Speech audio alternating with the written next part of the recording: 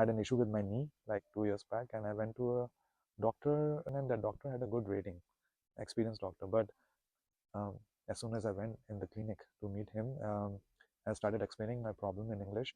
He was like, yeah, this is not Great Britain. It's it's Germany. And I was like, yeah, I know it's Germany, but I cannot explain my problem in German. Yes, so myself Akash. I come from India originally, and been in Germany for 12 years, almost 12 years now. And I came here to do my master's in informatics. So it's computer science, and I studied at Technical University Munich. My campus was in Garching, although I wish it would have been here in the city center because this area is a little bit more, lively, if I have to call it. But yeah, the student time was really good. The structure of the program kind of suited to my needs, and studied there, graduated in 2016, and yeah, ever since then been working in Munich um, as a software developer first. Then I moved to Düsseldorf for a while and worked in consulting firm, and then I was kind of like missing the Munich lifestyle, so I shifted back to Munich, and yeah, I've been here since then. And professionally, I started working as a software developer, then in the same company worked as a technical solution consultant, and now I'm working with a British Australian firm, and my client is Telefonica here based in Munich. So I did my bachelor's like undergrad in India, and one of my close friend, he had come to Germany, I guess in around 2011, and then he told me about that the study curriculum is pretty good. It's very structured, and also it's cost effective. So the tuition fees are not like exorbitantly high, unlike in, let's say, United States, where like you have to really like empty your pocket to get a degree. So one day I was like watching some videos of Germany trying. I used to go to there's an organization called DARD institution where they try to like advertise of different courses, different universities in Germany, which courses are in like English, which are in like German, or if it is like partially in English or German. So I used to go attend their seminars in India, and that's when I also got to know more about that there are like a couple of good master courses where I can apply to. And the other thing is on the fun side, I kind of liked Munich because of the good beer culture. So I thought maybe it could be a good place to go to and get both sides. Yeah, so I applied, and but if I remember correctly, I had to write a technical essay. There were some other requirements. Had to like get some letter of recommendations from my professors back in India, and then I had to, because I didn't had any work experience to back myself. I had to give an interview with the head of the so the main person who had designed the master course. Yeah, so he was a professor at TUM. So I had to give an interview where he asked me about my motivation. He asked me some technical questions, and somehow the interview went well. And yeah, surprisingly, next day I got an email that you have been accepted. So I was like, maybe yeah, this is it's destiny. Let's try and see how it goes. And then when I came over here, initially there was like a lot of struggle because like in Munich, they say that it's easier to find a job, but it's very difficult to find a good accommodation. So I had to struggle with it. Um, but somehow or the other, like I was able to find some temporary accommodations for 3 months here, then 3 months there. This thing carried on for 6-7 months till I found a permanent student apartment where I stayed for the entire duration of my university time. Um, yeah, and the first semester I remember was very challenging because the way in which the exams were conducted here were a little bit different. It was like the university where I came from in India. Usually, like it was very easy to clear the exams if you like study, let's say 7 days before the exam. You like mug up everything and uh, write very long answers, and but here it wasn't the case. You have to be very precise, and it was like also like very applicative. So whatever you learn, you have to apply in the exams. So initially it was a bit difficult. My first semester went okay, but then I changed the style of prepping up for the exams. I was also like very regular. One good thing was that with all the subjects, mostly there would be a project associated with it. So uh, whatever theoretical knowledge you would receive in the class, you will have to apply in that project, and that will also make you technically better. um, and one thing I realized is like in order to clear the exams, you have to you have to slog hard regularly. It's not like you study 1 week or a couple of days before the exams, and you would be able to get a decent grade. So yeah, I mean, I changed the style of learning, and that helped me in the second semester onwards.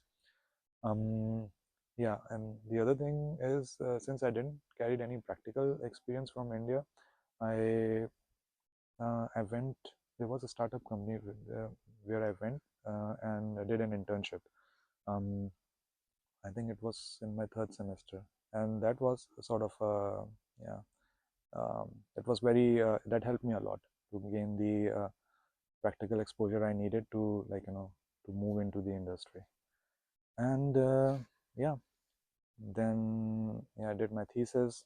It also took like an year, because sometimes develop something, and then the professor would give his feedback, and I had to like change some stuff here and there. But in the end, it worked out well, and yeah, I was able to get my degree, and yeah, was very happy when it happened. Um, my first job was in Deloitte. It's a consulting firm in Düsseldorf, but it wasn't a good experience. Um, yeah, I mean the team over there was. I mean, I had some a difference of opinions with the manager, and somehow it didn't really click with me.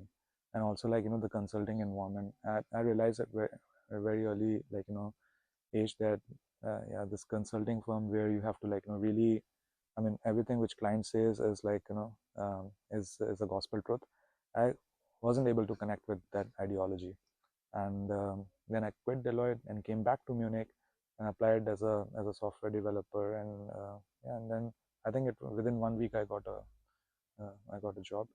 um, and yeah, that company was an emerging startup, and there were a lot of it was a mix of young people and people in their 30s. So it was a yeah, it was a good time. Learned a lot in that firm, and uh, then I shifted to another company, which is which runs most of the operations in Australia and in UK, but they recently got into partnership with Telefonica here. So Telefonica was one of our major customers in cloud transformation project, and they needed someone from my company to be here on site and help them to basically use our products and give them the technical expertise. So I had a friend who was already working there, and I knew him from my university days because we used to live in the same student dorm. And yeah, and he asked me are you interested in this role? Maybe I can pass your CV. And yeah, I would say that reference worked. And within 2-3 days, I got a call for an interview. The interviews went well, and yeah, got hired. So been with this company for ever since. And yeah, the experience has been so far so good. um and of course, having said that, had a couple of challenges as well.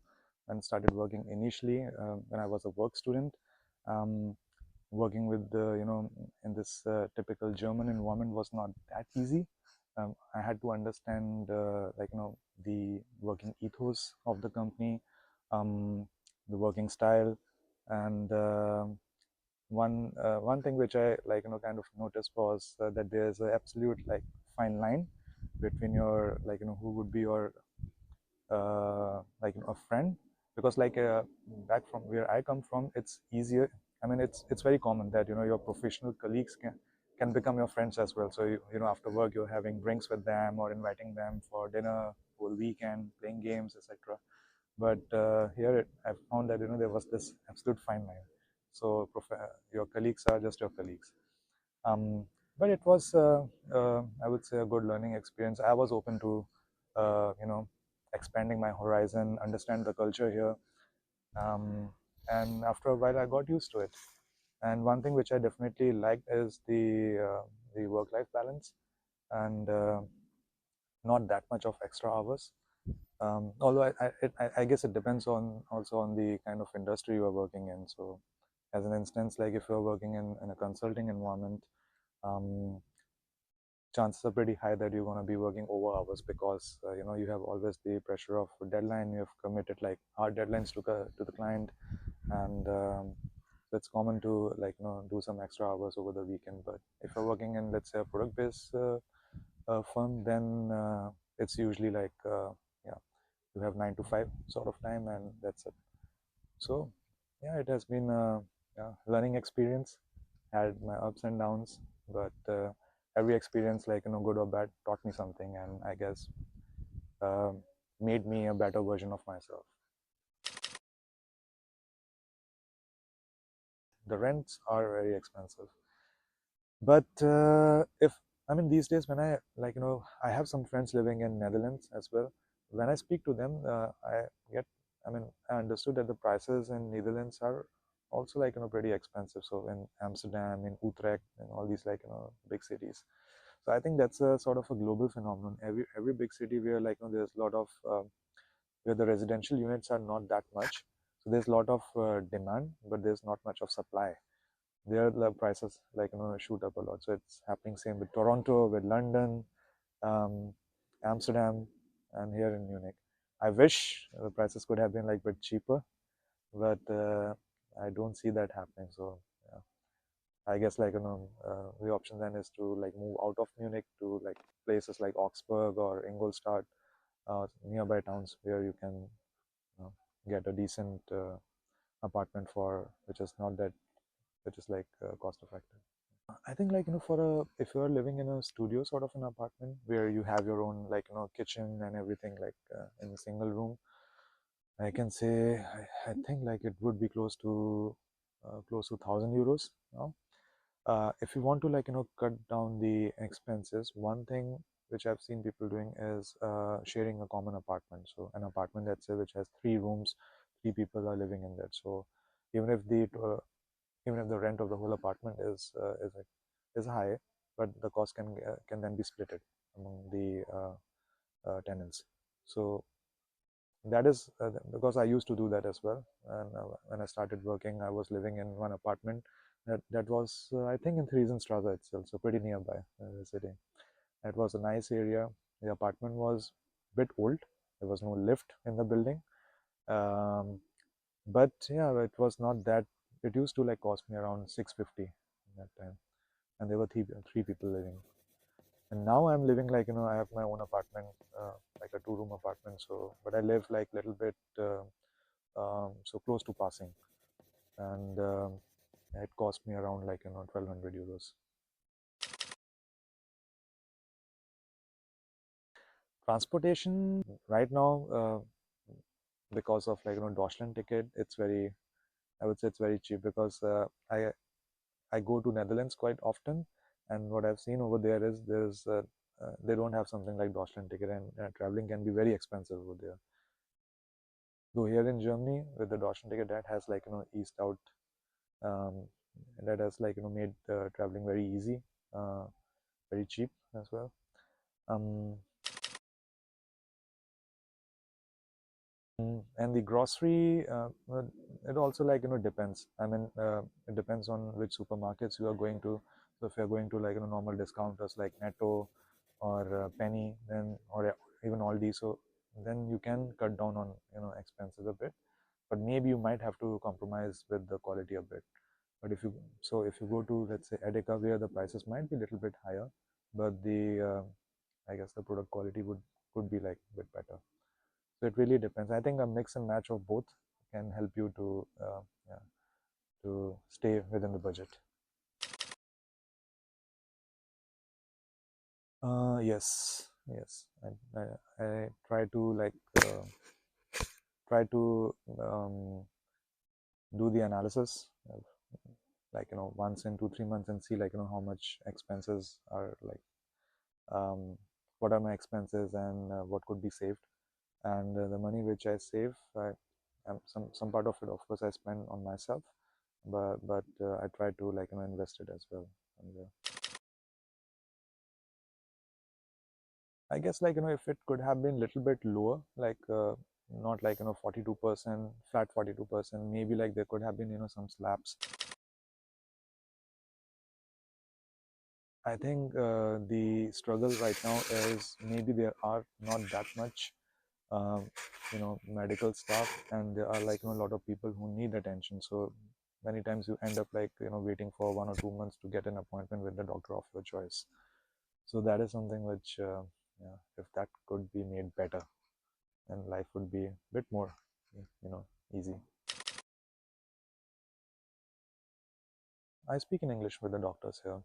Um, I tell them, like, I speak German, but I can do a small talk. But since this is like a serious matter, I would like to speak in the language in which I am comfortable, so that I am able to express my issues or problems, like, in a detailed manner. So my GP is in Odeonsplatz, and so they are this partner company, and they have, like, a lot of doctors collaborating with them. So there, I think the environment is good. They speak. I mean, a lot of doctors over there speak English, but there have been some instances. I mean, I had an issue with my knee like 2 years back, and I went to a doctor, and I think it was near Marienplatz, if I'm not mistaken, and that doctor had a good rating, experienced doctor. But um, as soon as I went in the clinic to meet him, I started explaining my problem in English. He was like, yeah, this is not Great Britain. It's it's Germany. And I was like, yeah, I know it's Germany, but I cannot explain my problem in German. So then we ended up, like, he spoke, like, a little bit of broken English. I spoke a little bit of broken German and English together. Somehow we were able to converse. So he did the scanning of my knee and suggested, um, some remedies. So it worked out, but yeah, I would say, like, the experience could have been a little bit. He could have shown, like, more empathy, because if a patient comes to you, then he or she is in trouble, and all they need is, like, support. And then if that little empathical support is not there, then yeah, you don't feel like, going to the same place again and again. It depends on, I mean, profession. I mean, if you are in IT, probably you could, but then the issue would be, like, if you have to, let's say there is something has broken down in your house, and you want to call a plumber, or you want to call some repair person to fix it up, and there you will have issues, like, because not, I mean, almost I don't see them speaking in English anytime with you. So there, so I think, like, if at least one can get to B1 level, then the life would be a bit easier, and you can at least, like, converse and tell the other person what you want. It's tough, I know, because, I mean, um, learning grammar rules is a little bit difficult. But on the positive side, if you have to see, it's a language which is, I guess, like, not like French, where you speak something and write totally different. I'm a naturalized German now, so I got my passport in 2022. The process was, there were, like, bunch of requirements, so I had to go to the KVR website to collect all the to know first, like, what's the process and what are the documents that are needed. And also, I had to clear the language certification exam. um, One advice I can give is, if someone is in that process, so there is this exam from TELC, which is called A2-B1 integration. So that exam is a little bit easier than GOTE, for example. And in that exam, either you will get A2 or B1, depending on how many points you score. And I think if you score more than, I think, 70% or so, you will get, like, B1. And that is also acceptable when you apply for the citizenship. So I took that exam, and yeah, it worked out. Then I had to give the Einbürgerung test, I think it's an exam which has 30 to 35 questions, and you have to answer about German political system, uh, yeah, questions on geography, on old politics, etc. So that's an easy exam. You can easily clear it. And yeah, then you have to show them where you are working, documents, your last 3 months salary, how much pension you have paid, um, and where are you living, house contract, stuff like that. Yeah, so these are the basic requirements. And then when you apply, you submit the documents, then they will give you a call, maybe after. So with me, the problem was at that time I had changed my firm, so I had to wait to clear the probation period in my company. So once the probation was passed, then I think they called me, and then they said that your process is almost complete, and they gave me the citizenship certificate. I think it's called Einbürgerungsurkunde. So yeah, and at that time, obviously, since you are a citizen over here, they will speak in German with you. But yeah, the German in which they spoke was somehow I was able to. I knew because I was till B1 level, so I was able to converse. And yeah, and then I had to apply for a German passport. And the problem is with India, we don't have. There's no dual passport thing. I think Germany has allowed it recently, but India doesn't allow. So I had to surrender my Indian passport to the embassy. Yeah, for which there was another process. Um, but yeah, it wasn't that difficult. There was a document which I had to fill, and then send them the passport by post, and then they sent me back, and they said, okay, now your passport is cancelled, and the German passport is valid. So yeah, it was.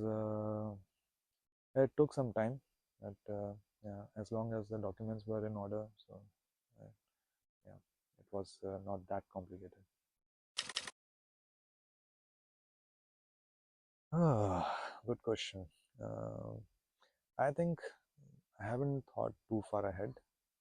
I'm living in the present, so I think for now I might stay in Europe. It could be that I might go to some other country, let's say Netherlands. Um, but yeah, I mean, next 2 3 years, I don't see myself moving back to India. Yeah, but maybe after, I don't know, maybe in distant future, if there it depends at that time what would be the situation, and if my parents need me, then maybe I'll go back. I mean, the thing is in India there's another for citizens who are living overseas. There is a card called overseas citizenship card, OCI card, and with that you get almost all the benefits, except that you cannot vote and cannot own an agricultural land. Otherwise, it's exactly the same. So I can go to India, stay in India, work in India. That's because because I was born there. So for Indians who are living outside, who have um, foreign citizenship, can get that card. And then another thing is I think if I then in case I decide to move back to India, and if I stay there for 1 year, I can again apply back for the Indian passport. So I think let's see how it goes.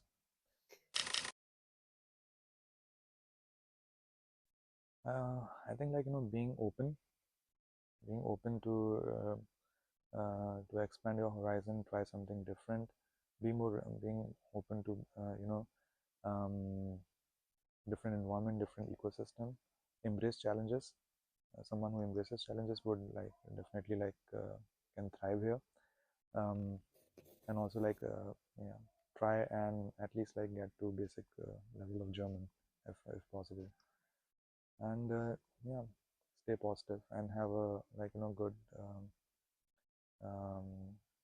how should I say it, be have that mental fortitude, because being mentally very strong is very important to and I think that goes for any country, if you are moving out of your country and going to some other country, if you are if you have that mental fortitude, then only you can push yourself and overcome those challenges and survive. I think those sort of traits are important.